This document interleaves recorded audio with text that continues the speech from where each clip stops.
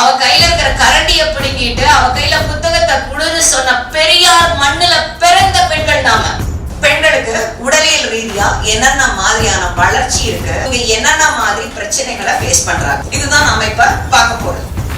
8 அல்லது 9 வயதில் ஒரு பெண்ணுக்கு இயல்பாக ஒரு செகண்டரி செக்ஷுவல் கேரக்டர்ஸ் ஆரம்பமாயிடும்.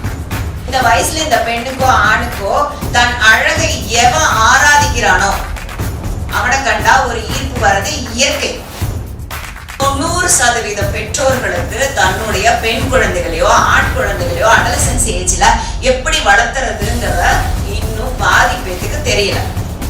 ஒவ்வொரு பெண்ணும் 20-30 வயசில் அவசியமாக செய்து கொள்ள வேண்டிய மிக முக்கியமான சோதனை சுயமானது.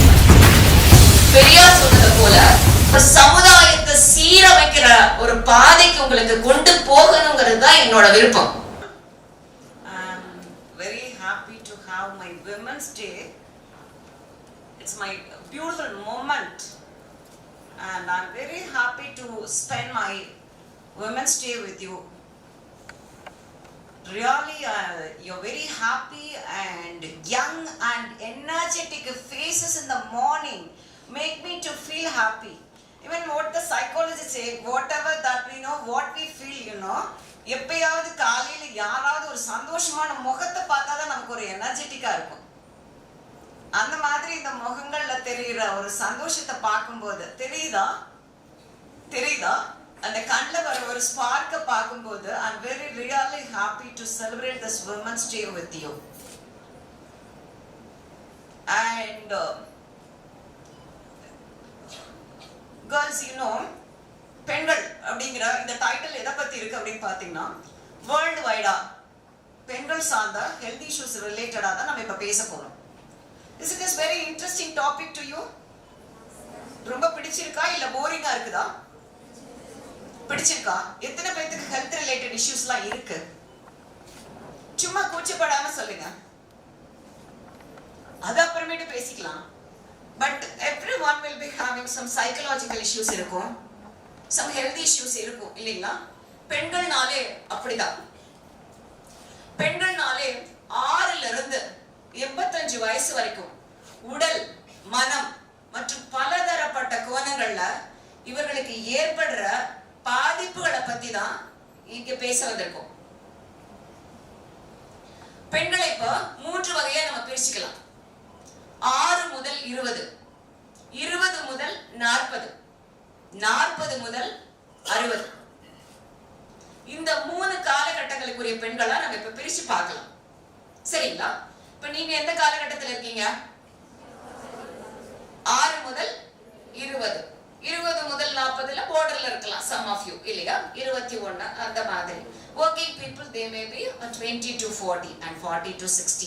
20 to 40 வரைக்கும் என்னதான் உடலாலும் மனதாலும் இவர்கள் கஷ்டப்பட்டாலும் இதையெல்லாம் தாண்டி ஒரு பெண் எப்படி வெளியில வரப்போறா அப்படிங்கிறது தான் நமக்கு இங்க இருக்கிற மிக முக்கியமான பிரச்சனை.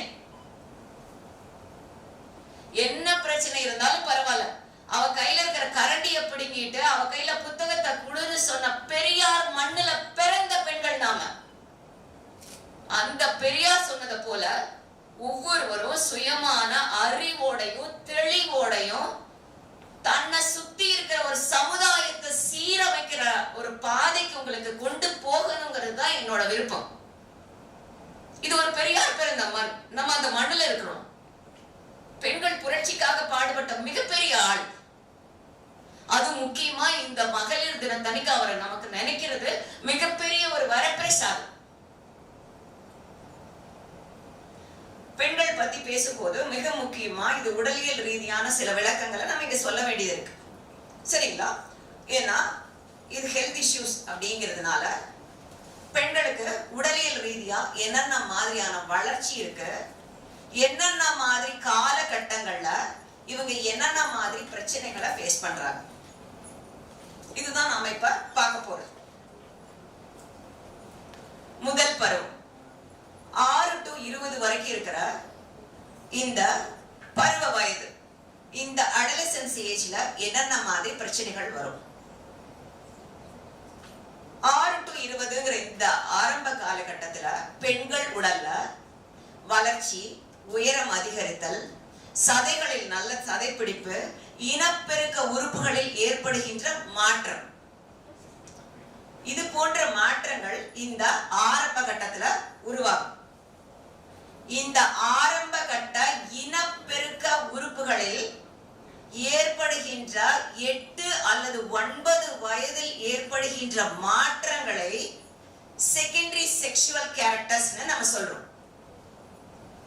8 அல்லது 9 வயதில் ஒரு பெண்ணுக்கு இயல்பாக ஒரு பெண் குழந்தைக்கு செகண்டரி செக்ஷுவல் கேரக்டர்ஸ் ஆரம்பமாயிடும்.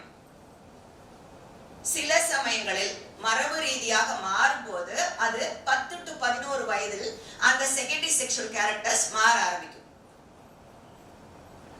உணவு, விளையாட்டு முறை இதில் எல்லாம் மாற்றங்கள் ஏற்படும் போது வேணா இந்த செகண்டரி செக்ஷுவல் கேரக்டர்ஸ் மாறும். அப்பதான் 7, 8 இந்த வயசுல தான் அவசியமா பெண் குழந்தைகளுக்கு செக்ஸ் எஜுகேஷனை எல்லா பள்ளிகளிலும் நம்ம கொடுக்கணும். இந்த செகண்டரி செக்ஷுவல் கேரக்டர்ஸ்ல மிக முக்கியமான மாற்றங்கள்ல மிக முக்கியமான மாற்றம் நம்பர் 1 என்னன்னு பார்த்தா மார்பகத்தில் ஏற்படுற முதல் மாற்றம். மார்பகத்தில் ஏற்படுற முதல் மாற்றத்தை நம்ம என்ன சொல்றோம்னா திலார்கின்னு சொல்றோம். அடுத்து இனப்பெருக்க உறுப்புகளில் ஏற்படுகின்ற ரோம வளர்ச்சி. அடுத்து அக்குளில் ஏற்படுகின்ற ரோம வளர்ச்சி. திலார்கி, பியூபர்கி, அட்ரினார்கி. அடுத்து இந்த 3 காலகட்டங்களையும் தாண்டி பெண் முதலில் உதிரப்போக்கு ஏற்படுகின்ற பொண்ணு வயசுக்கு வந்துட்டான்னு சொல்றாங்க இல்லையா, அதை நம்ம என்ன சொல்றோம்னா மெனார்கின்னு சொல்றோம். திலார்கி, பியூபர்கி, அட்ரினார்கி, மெனார்கி. மார்பகத்துல ஏற்படுறது இனப்பெருக்க உறுப்புகளில் ஏற்படுகின்ற ரோம வளர்ச்சி. அக்குளில் ஏற்படுகின்ற ரோம வளர்ச்சிக்கு அப்புறம் ஒரு குழந்தை, ஒரு பெண் குழந்தை மென்சஸ் ஆகுது. பொண்ணு முதல்ல வயசுக்கு வந்துட்டான்னு சொல்றாங்க. ஒரு பெண் பருவ வயது அடைவதை அப்போது மட்டும் அது அடைவதில்லை. 8 அல்லது 9 செகண்டரி செக்ஷுவல் கேரக்டர்ஸ் வந்து ஆரம்பிக்கிற காலகட்டத்திலே ஒரு பெண் பருவம் அடைவதற்கான அனைத்து தகுதிகளையும் பெற்று விடுகிறார். எப்போது ஒரு பெண் குழந்தைக்கு மார்பகத்தில் லேசான மாற்றங்கள் உருவாக ஆரம்பிக்குதோ அப்பயே அவங்க அம்மா வந்து 1 அல்லது 2 வருஷத்துல இந்த பொண்ணு வயசுக்கு வந்துரும்னு முடிவு பண்ணிக்கலாம். இந்த செகண்டரி செக்ஷுவல் கேரக்டர்ஸ் தான் இதுக்கான ஆரம்ப அறிகுறி. இந்த விஷயத்தை நினைக்கும் போது ஸ்டூடெண்ட்ஸ் எனக்கு வந்து என்னோட ஃப்ரெண்டு பகிர்ந்துகிட்ட ஒரு இன்சிடென்ட் இப்ப எனக்கு ஞாபகத்துக்கு வருது. அவங்க சொல்லுவாங்க, அப்ப அவங்களுக்கு வந்து ஒரு 7-8 வயசு இருக்கும். அப்ப வந்து சாயந்தரம் அப்பெல்லாம் என்ன ஷர்ட்டு ஸ்கர்ட் தான், இந்த மாதிரி ப்ரெனோ ஃபார்ம்ஸ் எல்லாம் கிடையாது. அப்ப அவங்க வந்து சாயந்தரம் வந்து வந்த உடனே கேஷுவலா யூனிஃபார்மை மாத்திட்டு சேஞ்ச் பண்ணுவாங்க இல்லையா, அந்த 10 மினிட்ஸ் ஒரு கேப் இருக்கும்ல, அந்த கேப்ல வந்து அவங்க வந்து வெளியில போய் ஒரு 5 நிமிஷம் விளையாண்டுருக்காங்க. அப்ப வந்து நல்லா அவங்க அப்பா நல்ல ஒரு பெரிய வேப்பமுச்சி எடுத்து பளிச்சுன்னு வந்து முதுகுல நல்லா ஒரு அட்டி வச்சிருக்காரு. இந்த பிள்ளை இனிமேல் எல்லாம் சட்டை போடாம வெளியில வர சொல்லாத அப்படின்னு சொல்லிட்டு அவங்க ஃபர்ஸ்ட் அதை சொல்லும் போது இன்னமுமே என்ன சொல்றாங்கன்னா, அந்த ஒரு இன்சிடென்ட் வந்து எனக்கு அப்படியே மனசுக்குள்ள அப்படி இன்னும் நிக்குது. நாம அப்பா எல்லாம் கொஞ்சம் தள்ளி போறோமோ அப்படின்ற ஒரு பயம் வந்தது. ஃபர்ஸ்ட் ஸ்டேஜ் ஆரம்பமாகுது. ஒரு பெண் அப்படின்னு அது உணர்த்தப்படக்கூடிய முதல் வயது, முதல் ஒரு இன்சிடென்ட். ஆனா பார்க்க போனா உண்மையாலுமே அவங்க அப்பா அடிச்சாங்கன்னு சொல்றாங்க இல்லையா, அது ஒரு ஆழமா அவங்க மனசுல பட்டுதுன்னு சொல்றாங்க இல்லையா, ஆனா அது ப்ராப்பரான ஒரு செக்ஸ் எஜுகேஷன் சொல்றேன் நானு. எந்த ஆணிடத்திலும் சரியான நாகரீகமான எல்லையோடு பழக வேண்டும் என்பதற்கு மறைமுகமாக உணர்த்தப்பட்ட செக்ஸ் எஜுகேஷன் அது. இப்பத்த பேரண்ட்ஸ் எல்லாம் பரவாயில்ல, நல்ல வந்து மோஸ்ட் ஆஃப் த மதர்லாம் ஓரளவுக்கு நல்ல கேர்ள்ஸ் அண்டர்ஸ்டாண்ட் பண்றாங்க, அது சம்பந்தமா பேசுறாங்க. இது ஒரு நல்ல வளர்ச்சி. இருந்தாலும் 90% பெற்றோர்களுக்கு தன்னுடைய பெண் குழந்தைகளையோ ஆண் குழந்தைகளையோ அடலசன்ஸ் ஏஜ்ல எப்படி வளர்த்துறதுங்கிற இன்னும் பாதி பேத்துக்கு தெரியல. அப்பெல்லாம் எங்களோட படிக்கும் போது எங்க அம்மா என்னோட படிச்ச ஸ்டூடெண்ட்ஸ் ஃப்ரெண்ட்ஸ் எல்லாம் என்ன பண்ணுவாங்கன்னா, பட்டன் வச்சு டைட்டா போடுறாங்க. கொஞ்சம் எச்சா கூட மூச்சு விட முடியாது. அப்படி டைட்டா போட்டு மேல பிளவுஸ் போட்டு அனுப்புறது. அது என்ன காரணத்துக்குன்னா, ஏதாவது ஒரு ஆணினால் தன் பெண் குழந்தைகளுக்கு ஏதாவது ஒரு பிரச்சனை வந்துருமோ அப்படின்னு ஒரு செல்ஃப் ப்ரொடெக்ஷனுக்காக அனுப்பி வைக்கிறது. என்னோட படிச்ச பாதி பேர் அந்த டைட் ஸ்லிப்பை போட்டுட்டு தான் வருவாங்க. எச்சா கூட மூச்சு விட முடியாது, ஒரு மாதிரி அன்ஈஸியா இருக்கும். அது போன்ற காலகட்டங்கள்லாம் இப்போ ஓரளவுக்கு வந்து பிளெக்சிபிளா இருக்க வேண்டிய காலகட்டங்கள் வந்திருக்கு. ஒரு பெண்கள் வந்து 10 to 15 வயசுக்குள்ள இந்த பருவமடைதல் நடந்துடணும். செகண்டரி செக்ஷுவல் கேரக்டர் அதிகபட்சம் 12 வரைக்குள்ள நடந்து முடிஞ்சிடணும். ஒருவேளை இது கொஞ்சம் லேட் ஆகுது அப்படின்னா எந்த அம்மாவும் வந்து ஏன்னா இன்னும் வயசுக்கு வராம இருக்கிறா, எப்பதான் வருவியோ தெரியலையே, உன் கிளாஸ்ல இருக்கிறவங்க எல்லாம் ஏஜ் அட்டெண்ட் பண்ணிட்டாங்களா, இது போன்ற கேள்விகள் வந்து குழந்தை மனசுல ஒரு தாழ்வு மனப்பான்மையை உருவாக்கும். அப்படி ஏதாவது ஒரு பிரச்சனை இருந்தா கூட நம்ம டாக்டர் கிட்ட பார்த்து சரி பண்ணிடலாம், சரியா அப்படிங்கிற மாதிரி அன்பான ஒரு அணுகுமுறை எல்லா அம்மாக்களுக்குமே அவசியம் தேவைப்படுது.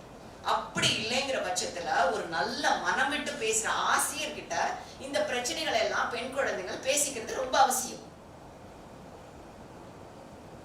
இது மாதிரி இன்சிடென்ட்லாம் நீங்க கிராஸ் பண்ணி வந்திருக்கீங்களா உங்க லைஃப்ல?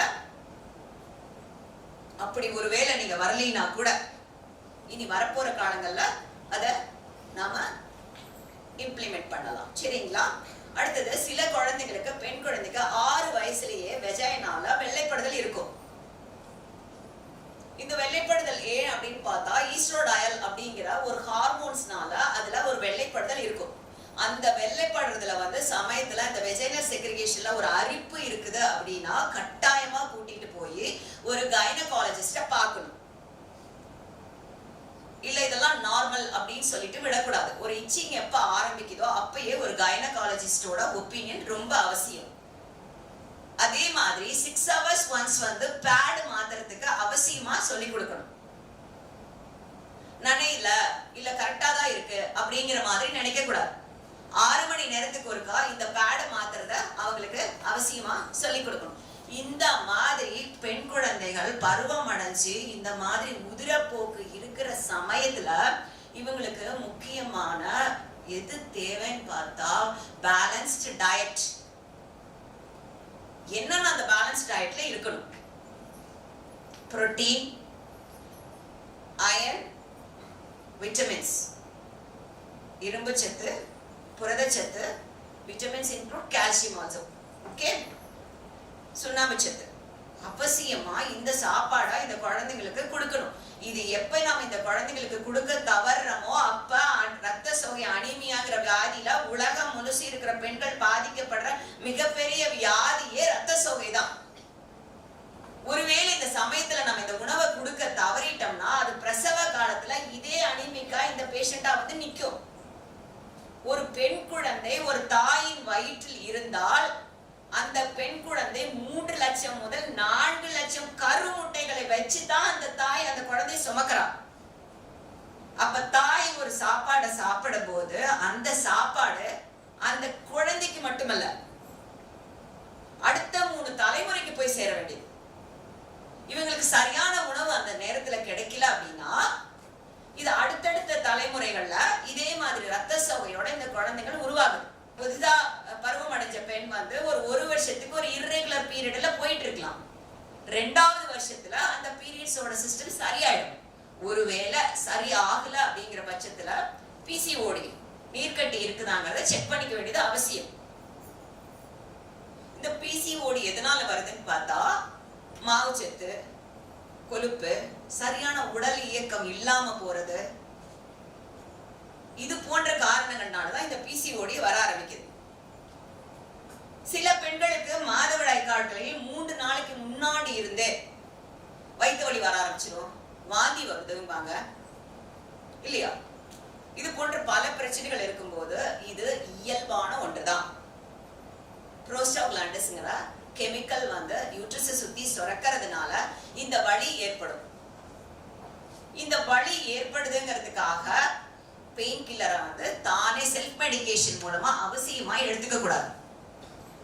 ஒரு கைனகாலஜிஸ்டோட ரெஃபரல்ல தான் இந்த மாதிரி மாத்திரைகளை எடுத்துக்கணும். இந்த மாதிரி ஹார்மோனல் டிஸ்டர்பன்ஸ் இருக்கிற இந்த ஏஜ்ல, இந்த அடலசன்ஸ் ஏஜ்ல பெண்களுக்காகட்டும் ஆண்களுக்காகட்டும் அளவுக்கு அதிகமா கோபம் வரும். ஏதாவது புத்தி சொல்லிட்டோம்னா, நீங்க உங்க வேலையை பாட்டு போறீங்களா? நீங்க யார் இதை சொல்றதுக்கு? நீங்க முதல்ல உங்க வேலையை பாருங்க அப்படின்னு கோவப்பட்டு கத்துவாங்க. அப்படி கத்தும் போது வீட்டுல இருக்கிறவங்க இதுக்காக கோவப்படவோ வருத்தப்படவோ கூடாது. இது ஒரு இயல்பான விஷயம். அதே போல அவங்க ஒரு சுகாதாரம் இல்லாத இடத்துல ஒரு கழிப்பறை எல்லாம் யூஸ் பண்ணாங்க அப்படின்னா அசெண்டிங் இன்ஃபெக்ஷன் அப்படிங்கிற வெஜைனல் இன்ஃபெக்ஷன் வர்றதுக்கும் இந்த வயசுல அதிக வாய்ப்புகள் இருக்கு. இந்த வயசுல இந்த பெண்ணுக்கோ ஆணுக்கோ தன் அழகை எவன் ஆராதிக்கிறானோ அவனை கண்டா ஒரு ஈர்ப்பு வர்றது இயற்கை. அந்த மாற்றங்கள் அடிக்கடி கண்ணாடி பார்த்துக்குவாங்க, அடிக்கடி அப்பியரன்ஸ்க்கு இம்பார்ட்டன்ஸ் கொடுப்பாங்க. ஆனா கூட இருக்கிறவங்க கொடுக்கிற இந்த அன்பான அரவணைப்புனால அழகுக்கு முக்கியத்துவம் கொடுக்கும் போது அறிவு பின்னாடி போயிடும். ஒரு நாள் அவன் கிளாஸுக்கு வரலைன்னா கூட வேற வேலை ஓடாது. ஐயோ அவனை பார்க்கலையேன்னு மனசு துடிக்கும். உண்டானதானே வேலை தான் சொல்றேன். This is natural. சைக்காலஜினா என்ன? மனம் சார்ந்த உணர்வுகள். இது எல்லாம் புட்டு வைக்கிறதா சைக்காலஜி. ஒரு நாள் அவன் வரலைன்னா கூட, ஒரு நாள் அவன் பார்க்கலைன்னா கூட மனசு பாடாப்படும்.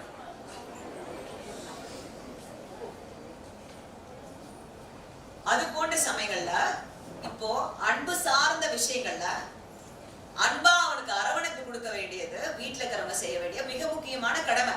ஒருவேளை இந்த அன்பு தவறிடுச்சு அப்படின்னா அது வேற ஒரு இடத்துல அன்பு கிடைச்சுன்னா அந்த தோல்ல போய் சாயும். அழகுக்கு முக்கியத்துவம் கொடுக்கும் போது அறிவு பின்னாடி தள்ளப்பட்டு விடும். இதெல்லாம் ஏன்னு கேட்டா, இந்த மூளையோட அமைப்புல 25 வயது வரைக்கும் ஃப்ரண்டல் லோப் வந்து சரியான நியூரோ டிரான்ஸ்மிட்டர் ஃபார்ம் ஆகாது. அது கொஞ்சம் 25 வயசானா நல்லது கெட்டது புரியும். இப்ப வெளிப்படுறது எல்லாமே அமிக்டாலான மூளையோட பின்பகுதியில இருக்கிற உணர்ச்சி நரம்புகளோட குவியல்ல தான் அவங்க பேசுவாங்க, எடுத்தெறிஞ்சு பேசுவாங்க, உணர்ச்சி வசப்பட்டு கத்துவாங்க. இதெல்லாம் இந்த உணர்வு பூர்வமான நரம்புகள் செய்யற அமிக்டாலாவோட வேலை. இவங்களுக்கு இந்த வயசுல இந்த பக்குவம் பத்தாது. ஆனா அது ஏத்துக்கிற அளவுக்கு, அவங்களுக்கு சொல்லி புரிய வைக்கிற அளவுக்கு பெற்றவங்களுக்கு பொறுமையும் அன்பும் ஆதரவும் நல்ல வார்த்தைகளும் மிக மிக மிக மிக முக்கியம். இது இல்லைங்கும் போது இவங்க சாதிக்க நினைக்கிற இடத்துக்கு இவங்க வர முடியாது. அதே மாதிரி 19 வயசுல மிக முக்கியமாக போடப்பட வேண்டிய ஒரு injection anti cervical cancer injection. கர்ப்பப்பை வாய் புற்றுநோயை தடுக்கிறதுக்கான மிக முக்கியமான ஊசிய 19 வயசுல போடணும். தாம்பத்திய உறவுக்கு போறதுக்கு முன்னாடியே இந்த இன்ஜெக்ஷனை கட்டாயமா போட்டுறணும். அதே மாதிரி பெண்கள்னா ஒரு புதிர், அவங்க என்ன மாதிரி அழுதுட்டு இருப்பாங்க, முக சிந்துவாங்க, அவங்க உணர்ச்சிகளோட குவியல் அப்படின்னு பல கவிதைகள் பல இதெல்லாம் வந்து பெண்களை பத்தி வருது. இருந்தாலும் இந்த பெண்கள் ஏன் இப்படி வந்து வாழ்நாள் முழுசு இப்படி ஏற்றத்தாழ்வுகளோடயே இருக்காங்க? ஏன் உணர்வுகளுக்கு அதிகமா இவங்களுக்கு முக்கியத்துவம் தரப்படுது அப்படின்னு பார்த்தா, இவங்க உடல்ல சுரக்கிற 2 ஹார்மோன்ஸ் தான் இது இத்தனை வேலையும் செய்யுது. மிக முக்கியமான 2 ஹார்மோன்ஸ். எல்லா ஹார்மோன்ஸ் சுரந்தாலுமே 2 ஹார்மோன்ஸ் மிக முக்கியமான ஒரு வேலை செய்யுது. பெண்களோட முதல் பாதியில சுரக்கிற ஈஸ்ட்ரோஜன், பின் பாதியில சுரக்கிற பிரெஸ்ட்ரோஜன் ஹார்மோன்ஸ். இந்த 2 ஹார்மோன்ஸ் தான் இத்தனை மாற்றங்களை இந்த பெண்கள் உடல்ல உருவாக்குது. இந்த பெண்கள் இத்தனை மாற்றங்களை உருவாக்கும் போது, மாறி மாறி சுரக்கும் போது 30 வயசு வரைக்கும் இந்த செக்ரேஷன் கரெக்டா தான் போயிட்டு இருக்கும். 40 to 50 வயது வரும்போது ப்ரீமென்சுரல் சைக்கிள், மாதவிடாய் நிக்கிற காலம். அப்போ இந்த ஒரு சீரற்ற சுழற்சி வரும்போது அந்த வயசு பெண்களுக்கு விரக்தி, கோபம், தனிமையில விடப்பட்ட மாதிரி ஒரு உணர்வு, வாழ்க்கை ஒண்ணுமே இல்லைன்னு போற ஒரு விரக்தி, இதெல்லாம் அந்த வயசுல வர ஆரம்பிக்குது. அதிகமா இது போக இந்த 30 வயசு பெண்களுக்கு அதிகமா வர பிரச்சனைகள் அப்படின்னு எடுத்தா பிசிஓடி, தைராய்டு, அனீமியா, இந்த 3 பிரச்சனைகளும் தான் மிக முக்கியமான பிரச்சனைகள் பெண்களை தாக்குறது. தைராய்டு, தைராய்டுனா என்ன? தைராய்டு சுரப்பி ஏன் இப்படி வந்து முன்ன பின்ன மாறுது? ஹைப்போ ஹைப்பர்னு ஏன் மாறுது? சில சமயங்கள்ல பெண்கள் குடும்ப சூழ்நிலை காரணமாகவோ, அல்லது ஒரு குடியார புருஷன் இருந்தாலோ, அல்லது பெண் குழந்தைகளுக்கு பேரவுக்கு பொருளாதார சூழ்நிலை பல நெருக்கடிகள் வரும்போதோ, பெண்கள் உடலியல் ரீதியாகவோ மன ரீதியாகவோ அதிகமாக பாதிக்கப்படும் போது இந்த தைராய்டு சுரப்பியோட வேலையே அது தூண்டப்படுகிறது. அந்த மாதிரி தூண்டப்படும் போது இந்த தைராய்டு செக்ரேஷன் மாறும் போது உடம்புல ஒரு வறட்சி, தூக்கமின்மை, வெயிட் லாஸ் அல்லது கெயின், கர்ப்பப்பை சம்பந்தப்பட்ட பிரச்சனைகள், இதெல்லாம் அதிகமா வர ஆரம்பிக்குது. அதே போல ஒவ்வொரு பெண்ணும் 20-30 வயசில் அவசியமாக செய்து கொள்ள வேண்டிய மிக முக்கியமான சோதனை சுயமார்பு பரிசோதனை. எல்லா பெண்களுக்கும் இது அவசியம் தெரிஞ்சிருக்கணும். கண்ணாடி முன்னாடி நின்று எப்படி தன்னோட மார்புகள்ல கை வச்சு ஏதாவது கட்டி, இது சின்ன கட்டியா தென்படுதா அப்படிங்கிறத அவசியமா பார்க்கணும். 30 வயசுக்கு மேல இதை பார்க்கறது ரொம்ப அவசியம். ஒருவேளை ஒரு சின்ன கட்டிகள் தென்பட்டா உடனே அது கேன்சரா தான் இருக்கணுங்கிற அவசியம் கிடையாது. பால் கட்டிகளா கூட இருக்கலாம். கட்டாயமா இந்த கட்டி இருக்குதாங்கிறத ஒருவேளை அப்படி தென்பட்டா அதுக்கப்புறம் நம்ம அடுத்த மேமோகிராம் டெஸ்டுக்கு நம்ம போறோம். அதே போல கர்ப்பப்பை வாய் புற்றுநோய் இருக்குதாங்கிறதுக்காக பாக்குற டெஸ்ட் அவசியமா 45 வயசுல எல்லா பெண்களும், முக்கியமா ஜெனட்டிக்கலா அவங்க வீட்டுல யாருக்காவது இருக்குதுங்கிற பட்சத்துல அவசியமா கர்ப்பப்பையில கேன்சர் இருக்குதாங்கிற சோதனையை செஞ்சு பார்க்கணும். அந்த பாப்ஸ்மியர் சோதனை பண்ணும்போது ஒருவேளை சின்ன லெவல்ல இருந்துருச்சு அப்படின்னா அதை அப்பயே கிளியர் பண்ணிடலாம். ஃபர்ஸ்ட் ஸ்டேஜ்ல கண்டுபிடிக்கிற பிரச்சனைகள் பின்னாடி தொந்தரவு தராது. அதே மாதிரி ஒரு பெண் வந்து அழகுக்கு முக்கியத்துவம் கொடுத்து தன்னோட வாழ்க்கை அதுக்குதான் அப்படின்னு சொல்லி அதிகமான நேரங்கள்லயோ போன்லயோ மற்ற விஷயங்களையோ செலவு பண்ணும் போது என்ன ஆகும்னா, அதுக்காகவே அதிக நேரம் செலவு பண்ணி இது போய் அது போய் இப்படி ஒவ்வொரு பிரச்சனைகளா வந்து என்ன ஆகும்னா அறிவு சார்ந்த முன்னேற்றம் ஒரு பிரேக்ல விழுந்துரும். அந்த பிரேக்ல விழுங்கும் போது என்ன ஆகும்னா, கண்டம் தாண்டும் பறவைக்கெல்லாம் இலைப்பார மரங்கள் இல்லை. என்ன பாட்டு அது? என்ன பாட்டு? Cinema song. யாருக்கு தெரியும்? Very good. என்ன பாட்டுமா? கண்டம் தாண்டும் பறவைக்கெல்லாம் இலைப்பார மரங்கள் இல்லை, கண்டம் தாண்டும். Very good. Enjoy your self. எனக்கு ஆட்டம் பாட்டம் ரொம்ப பிடிக்கும். தயவு செஞ்சு பாடுறவங்க பாடுங்க, சரிங்களா? Very good, super. நம்ம இந்த செஷனுக்கு அப்புறம் நம்ம அதை செய்யறோம். கண்டம் தாண்டும் பறவைக்கெல்லாம் இலைப்பார மரங்கள் இல்லை. நீங்க பிரேக் எடுத்து உட்கார்ந்தீங்க அப்படின்னா அழகுலயே மயங்கி போய் அதுக்காகவே வந்து காலத்தை செலவு பண்ணிக்கலாம். அறிவு சார்ந்த விஷயத்துல பின்னாடி போயிடுவோம். Very fact. இன்னைக்குமே சமுதாயத்துல எல்லா இடங்கள்லயுமே ஃபர்ஸ்ட் குறி வைக்கப்படுவது பெண்கள் சார்ந்த பிரச்சனைகள் தான்.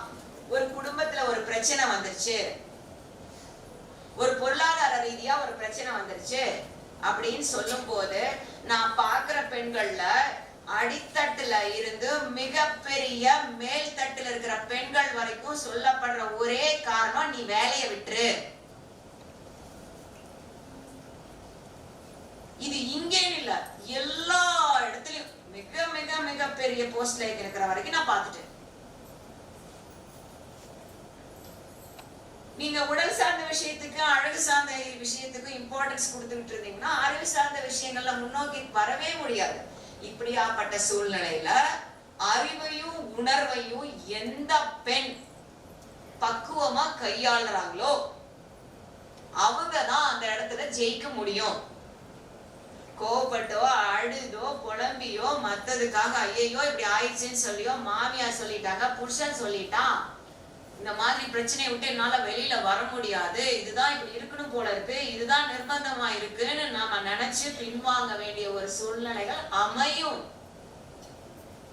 இதை தாண்டி போகணும் அப்படின்னா இதுக்கு பக்குவமா கையாள தெரிய வேண்டிய பக்குவம் ரொம்ப அவசியம். இப்படி கையாளுறவங்க மட்டும்தான் மேல வர முடியும். அப்படி வந்ததுனாலதான் இன்னைக்கு நம்ம பெண்கள்ல மேல வந்தவங்க 6% மட்டும்தான். எல்லாருமே கீழதான் இருக்கிறோம், யாரும் மேல வர முடியல. வெறும் 6% பெண்கள் தான் மிகப்பெரிய போஸ்டிங்ல இருக்காங்க இன்னைக்கு.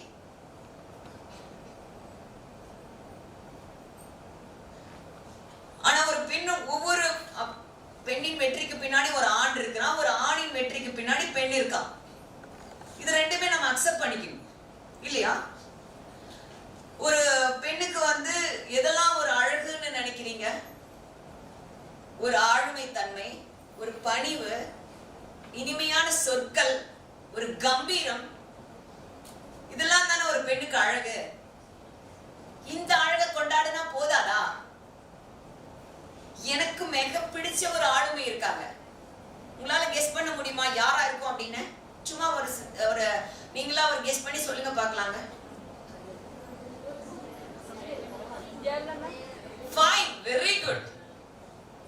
என் ரத்தத்தின் ரத்தமான என் கழக உடன் பிறப்புகளே, மக்களால் நான், மக்களுக்காகவே நான் இம்மண்ணை விட்டு மறைந்தாலும் மக்கள் மனதுகள் நீங்கா இடம் பெற்றிருப்பேன் என்று கூறி புரட்சி தலைவர் எம்ஜிஆர் நாமம் வாழ்க, அண்ணா நாமம் வாழ்க என்று கூறி விடைபெற்று அமர்கிறேன்.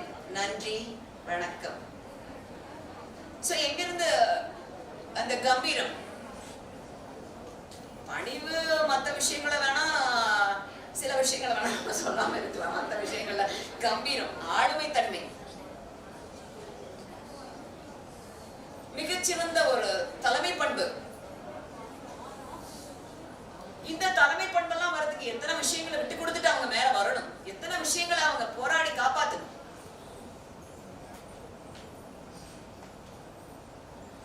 இது போன்ற விஷயங்கள் எல்லாம் சுயமா சிந்திச்சு பெண்கள் வெளியில வரணும். முடங்கி கிடக்க கூடாது. திங்க். ஒரு பெண் தனக்கு மன அமைதி தரக்கூடிய எந்த ஒரு செயலையும் செய்வதற்கு அவளுக்கு முழுமையான அதிகாரம் உண்டு. தன்னை பற்றிய சுயமான அறிவுபூர்வமான தெளிவு இருக்கும் பட்சத்தில்,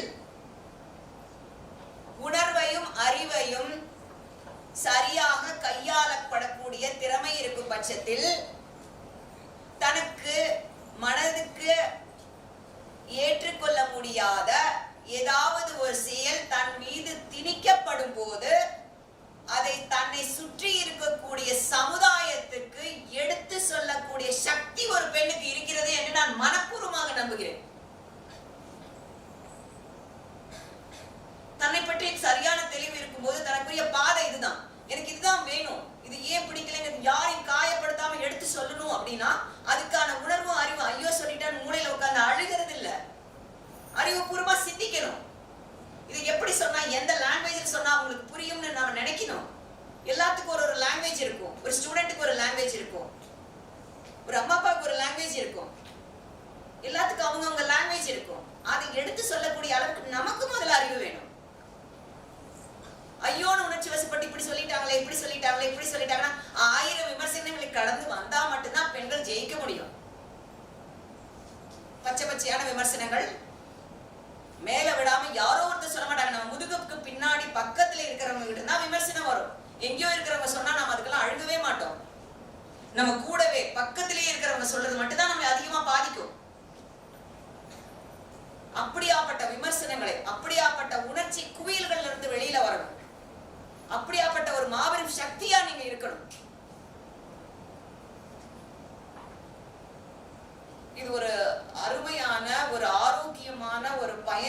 அமையும் என்பதில் எனக்கு முழு மகிழ்ச்சியும் இருக்கிறது. அதே மாதிரி நீங்களும் ஒவ்வொருத்தரும் இதுக்கான சிந்தனைகளை இதுக்கு விதைச்சிருப்பீங்கன்னு நான் நம்புறேன். நான் ஒரு ஹெல்தி சொசைட்டியை உருவாக்க முடியும் அப்படிங்கிற முழு கான்ஃபிடன்ஸ் எனக்கு இருக்கு. நாம இந்த பயணப்பட்ட இந்த டிராவல்ல நீங்க பல விஷயங்களை இப்ப கத்திருப்பீங்க, பல விஷயங்களை நம்ம தெளிவுபடுத்தியிருப்போம். இப்போ நமக்கு இருக்கிற ஒரு குறைவான நேரத்துல உங்களுக்கு இருக்கிற சந்தேகங்கள், உங்களுக்கு இருக்கிற மனசுல தோன்ற பல பிரச்சனைகள், உங்களுக்கு மன ரீதியா நீங்க அழுத்தப்பட்ட விஷயங்கள், இதை என் கூட பகிர்ந்துக்கலாம். இந்த பொன்னான வாய்ப்பை எனக்கு கொடுத்த பாரதிதாசன் கல்லூரிக்கு என் மனமார்ந்த நன்றியை தெரிவிக்கிறேன்.